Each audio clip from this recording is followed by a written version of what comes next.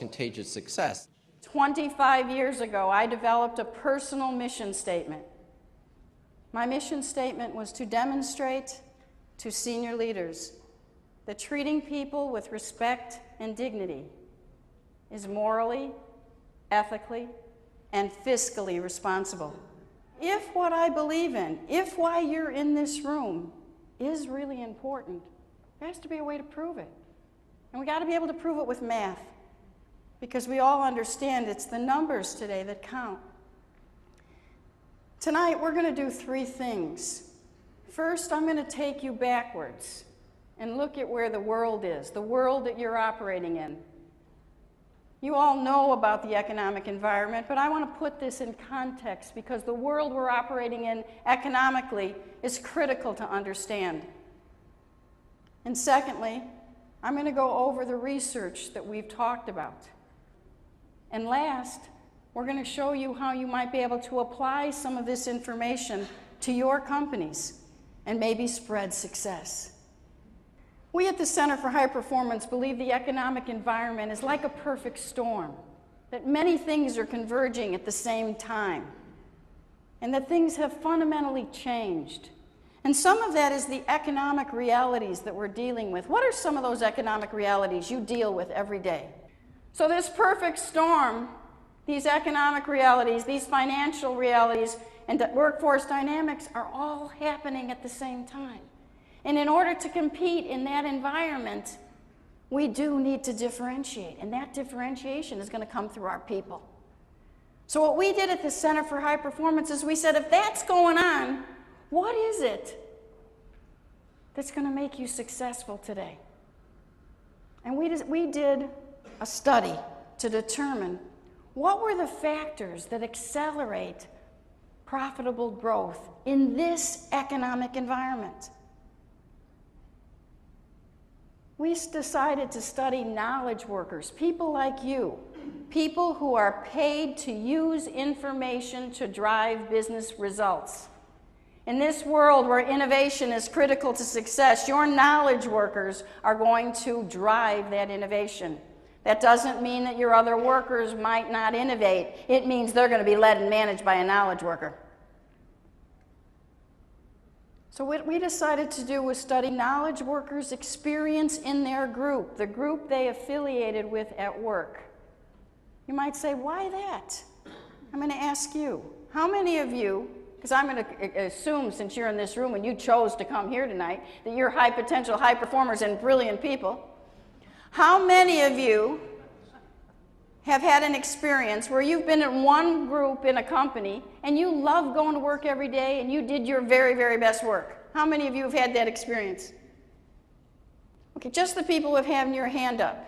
How many of you same human beings, you same high potential, high performers, have been in another group, maybe in the same company or a different company, where you hated going to work every day and you didn't do your very best work? So it didn't have a whole lot to do with how smart you were. It had something to do with what was happening at that group you were functioning in. So what we wanted to find out was, what were knowledge workers' experience in their group? Well, these knowledge workers weren't easy to find. We called 5.5 million people on the internet to identify over 3,000 knowledge workers, which is the largest number of knowledge workers ever studied at one time systematically and rigorously. 77% said, yes, we're part of a high-performing work group. And then we said, prove it. Give us some objective evidence. Does your group make money? From the years 2000 to 2004, did you consistently make money for your company and do something new? A new product, new service, new market, but we were so fair. A new way of doing business, a process improvement. Against that criteria, what do you think happened to this number? What? It went down. Yeah, it went down substantially. Only 10% could support the claim. I want you to think about that for a moment. That means 90% of the highest paid, best educated people from the top companies in the world were not making money and driving innovation from their firms.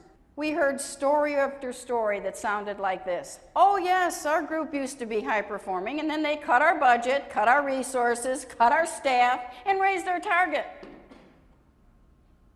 There's this popular saying in business today that we have to do more with less. Our study wonders if we're not getting less with less. This speech tonight isn't about bad news, it's about good news. How do you make success contagious? Well, remember that 10% high-performing groups and those 38% non-performing groups? We decided to look at what was the biggest differences between those groups that were high-performing and non-performing. In most quantitative research, what they do is they look at highest scores. Highest scores in our survey were they knew their customer, they met their customer needs, and they knew their business. I would suggest if you're not doing that, you should close your door. What we wanted to find out is what separated the high-performing groups from the non-performing groups. And the first thing we found out, to our surprise, was that we couldn't find a one-size-fits-all leader. But what these leaders had in common was they created a similar kind of environment. There were certain kind of environmental conditions that stayed the same. And that environment, first of all, is discernible. We were able to, if you will, put high-performing groups around the world under a microscope and see what were the attributes that they had in common. More importantly, we were able to quantify that the prevalence of these attributes correlated to making money and driving innovation. The opposite was also true. The absence of these attributes correlated to not making money and driving innovation. Because they are discernible and quantifiable, they're replicable. They can be copied. The first thing that drove high performance around the world by a huge margin was that people in high-performing groups felt valued. What does that mean when asked? Smart people were treated like they were smart. They were told what to do, not how to do it. In high-performing groups, people were having a good time. It was fun to be part of their group. What was fun? Not parties and celebrations, the thrill of getting results. The second thing that drove high performance around the world was the ability to optimize critical thinking. What does that mean?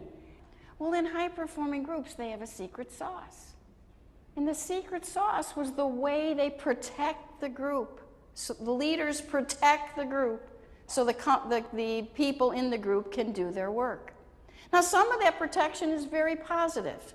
Some of that protection is just knowing how to work the system, go through the politics, get the budget, find the resource, know the right person to talk to. And on our quantitative research, we documented that when the company and the leader worked together to protect the group was higher performing. However, in the stories we were told qualitatively, we found that a lot of that interference was to combat company interference, policies and procedures that got in the way of people doing their job. Now, most of my work is with senior executives who run big companies. I sit in senior executive meetings all of the time. I have never sat in any meeting anywhere with a group of executives where they were saying, how can we create policies and procedures that are going to get in the way of our high-performing groups doing their job? And yet, we had so many people tell us these things.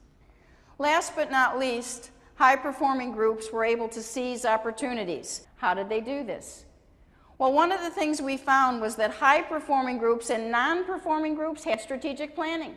They set plans, they stuck to their plans, they measured their plans with goals. But strategic planning didn't differentiate high performance.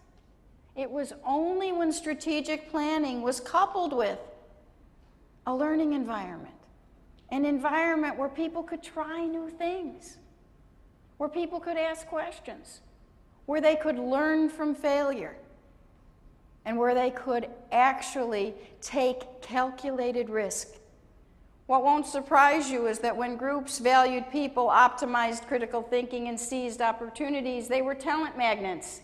They not only recruited, they retained the best and brightest. You give your people really good training. You give them good succession plans, and you reward them for performance and performance management. You set good goals for them. But do they get put in an environment that takes advantage of all that hard work the people in this room do? Because if they are, not only will they win and you win, your company will win. Thank you very much for listening to the speech tonight.